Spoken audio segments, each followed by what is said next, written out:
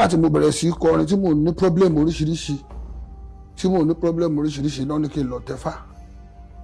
bàbá sì wà láyé ńgbà náà àbí àbọ̀ tí lọ. mo ní mọ́mì mi ìyá mi tó jẹ́ ẹlẹ́àì ló mú mi lọ sí ó ṣí ẹ̀hà lórí kọ́lọ́n foríjì ó mú mi lọ sí ìgbà tó tẹ̀fá fún wa léwọlé babaláwo àwọn ni wọ́n ń wò àwọn ṣọ́ wa mọ́mì mi náà ló tún sọ fún mi ó ti kú lé nìkan náà bá ń fọwọ́kẹ́ ó ló tún sọ fún mi ó ní tí n bá rí èèyàn nílé olóríṣà tí n bá rí èèyàn nílé wòlíì tí n bá rí èèyàn ní lọ́dọ̀ àfà ó lọ ṣáájú tiẹ̀ ni ó lọ sọ ìṣòro ara tiẹ̀ oníkèémí náà lọ́bẹ̀ kí n lọ sọ ìṣòro ara tèmi oníkálùkù gbé ìṣòro ẹ̀ kiri ni pé tí n bá ti ń tijú yẹn mo ń fara mi sẹ́yìn ni lára mi bá yá ó jẹ́ pé èmi náà bá dẹ̀ jókòó sílé babaláwo tó bá ń dáfá fún mi bá máa bọ́ta máa bá ìmọ̀ èèyàn ń ta èmi náà bọ́. nǹkan mi. mo ti sọ mo máa sọ fún secret mo ti jáde ẹlòmí náà wọlé lọ sọ tiẹ̀. òyìnbó ló ní jésù lárúbáwá ló ní kúránì o Ọ̀rúnmìlà ló ní nàìjà ó títí tó fìdí fẹ̀ẹ́lé.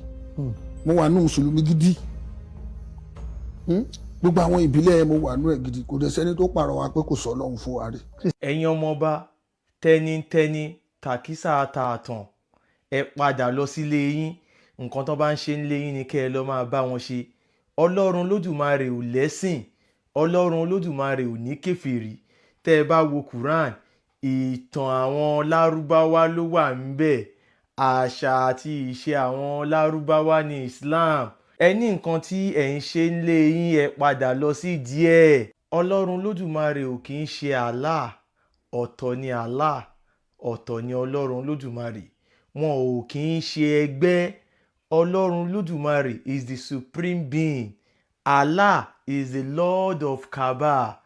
Àwọn lárúbáwá ló ní Arab deity ní ẹjára yín.